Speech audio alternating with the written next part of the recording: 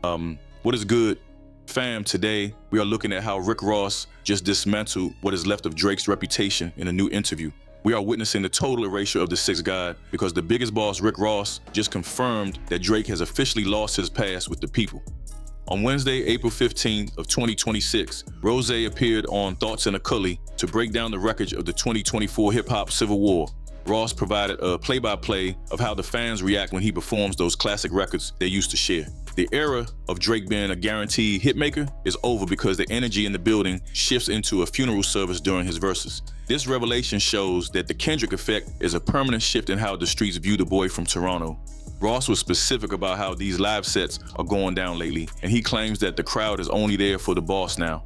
During Drake's verses, audiences just stand there with their arms crossed and refuse to sing a single word. Rose even admitted that he had started trolling the situation during his shows by telling the crowd to sing the Little Man part for him. That label is a direct shot at Drake's standing in the rap hierarchy and shows that Ross is finished with being his peer. Former hits are now being met with a literal boycott in live settings, which is a nightmare for an artist who wants to be the biggest in the world. Even though the crowd is done with the Sixth God, Ross made it clear that he refuses to stop playing his own music for anyone. He emphasized that the music he created in the past is his legacy, and he is not going to let a former friend ruin his money. Ross is saying that the songs are his, and Drake was just a guest who has since overstayed his welcome in the culture. It is one thing to have fans on Twitter talking SG*T, but it is another when a legend confirms people are muting you in person. This is the truth that Drake has been trying to hide with his Instagram stories, but Rose just pulled the curtain back on the empire. We saw the receipts for this back in March of 2026 when a viral video of Ross performing Aston Martin music embarrassed the entire OVO camp. Ross intentionally let the verse play out while he just stood there looking unbothered, and the response from the crowd was lukewarm at best. You could hear a pin drop during parts of that verse, which served as a visual metaphor for how Drake's aura has simply evaporated. It is wild that a song that used to shut down every club is now being treated like a bathroom break by the fans. This is the consequence of trying to play the villain against the entire industry, because once the people decide you are lame, the energy is gone. Drake hopped on Instagram and posted a string of laughing emojis to act like that dead crowd didn't faze him, but everybody sees right through that weak defense move. He thinks this is all a joke, but those emojis cannot hide how his legacy is getting torn down right in front of us while we all watch it happen. The boss is out here winning and getting paid while Drake is desperately trying to get back into the good graces of a culture that is finally done with his games. A massive difference between the loud energy Ross brings and the awkward silence for Drake's music tells the story, because the streets never lie about respect. Drake can brag about those streaming numbers on a spreadsheet, but Ross is showing everyone that those stats don't mean a thing in the real world where respect is earned. This whole mess proves the Kendrick beef did more than just hurt his feelings, since it actually changed the way the entire audience listens to his tracks now.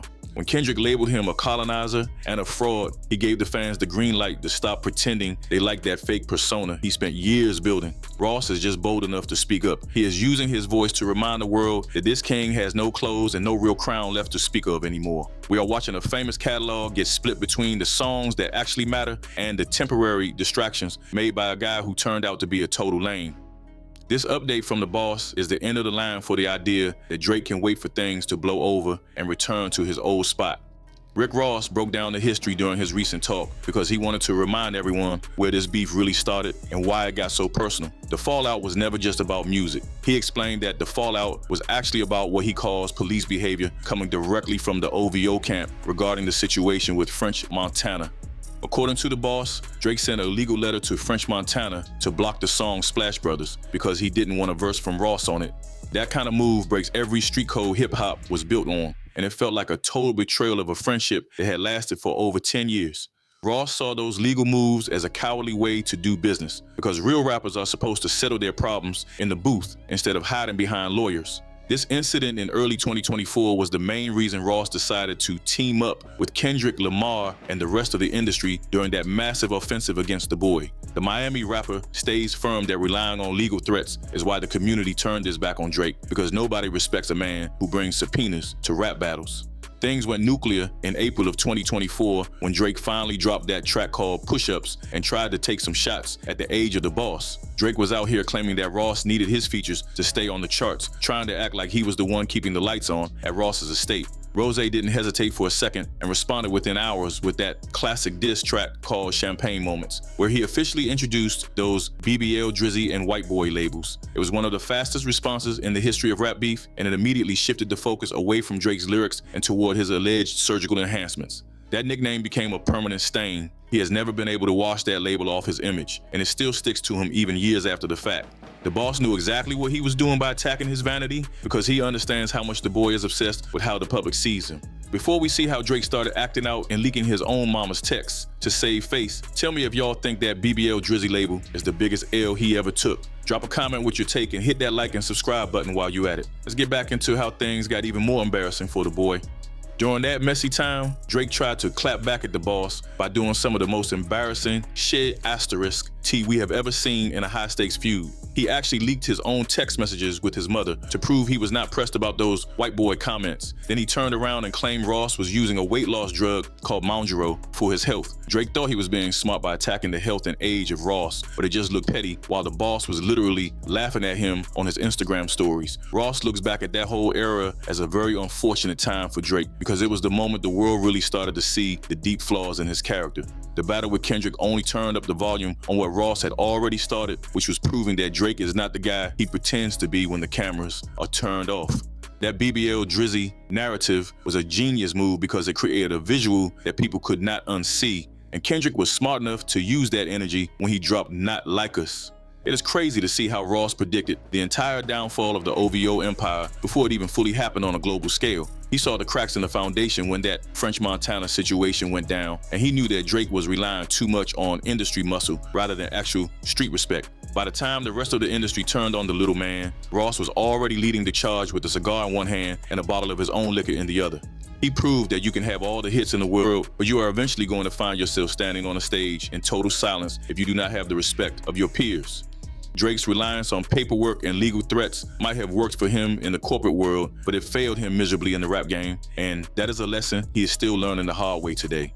Ross is making sure that nobody forgets how Drake tried to play the police role, because that is the ultimate sin in a culture that values being real above everything else. The boss also says straight up that he does not see a way back for Drake until he starts acting like a real man and addressing the issues he created with his own hands. Ross mentioned that the ball is entirely in Drake's court to fix his reputation, but he also sounded like he does not believe the little man is capable of doing what is necessary. This is a guy who has built his entire career on being a polished pop star while pretending to be a tough guy from the bottom, and Ross is finally calling his bluff in front of the whole world.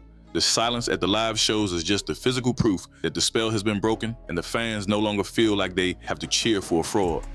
Ross is enjoying every second of this because he knows he was right from the very beginning. He is not going to stop until every verse from the little man is met with that same cold energy. When you look at the timeline, it becomes clear that Drake was never prepared for a war on this many fronts, especially when one of those fronts was a boss like Rick Ross. Kendrick was the one who delivered the final blow, but Ross was the one who softened him up and made him look ridiculous before the fight even started. The BBL Drizzy label was more than just a joke because it was a surgical strike on Drake's credibility that made it impossible for him to be taken seriously as a masculine figure in hip-hop. Ross is out here living his best life while Drake is stuck trying to explain away text messages from his mom and legal letters to his former friends. This is what happens when you try to play both sides of the fence for too long and you eventually run out of friends who are willing to cover for your mistakes. Even his most loyal fans have to admit that the paperwork and the police behavior was a bridge too far for a culture that is supposed to be about the truth. Ross just gave us the final word on why the reign of the boy is over, and it is all thanks to his own choices and his own inability to be real. Ross told GRM Daily that making up is not happening anytime soon because Drake has a massive pile of problems to handle first. Respect won't come back until he fixes those issues for good. During the interview, the boss wondered if Drake has any realness left in him at all. Specific questions were raised about whether there is even an ounce of a chance for Drake to act like a real nigga instead of playing goofy industry games. Putting the ball in Drake's court is the only way forward, though Ross is not sitting around waiting for the boy to man up. Watching the downfall against Kendrick Lamar over the last 2 years was a lesson for everyone involved. Currently, Drake is avoiding his peers by hiding in his mansion. He cannot handle his invincible image being dead, and that silence at the shows serves as the ultimate evidence that the Kendrick battle was the beginning of the end. Hearing this from the boss is the final nail in the coffin. It proves that even his old allies have walked away for good. Tell me if you think Drake can ever earn that respect back, or if he is finished for real. While you are at it, drop a comment with your thoughts. No cap, and make sure to like and subscribe.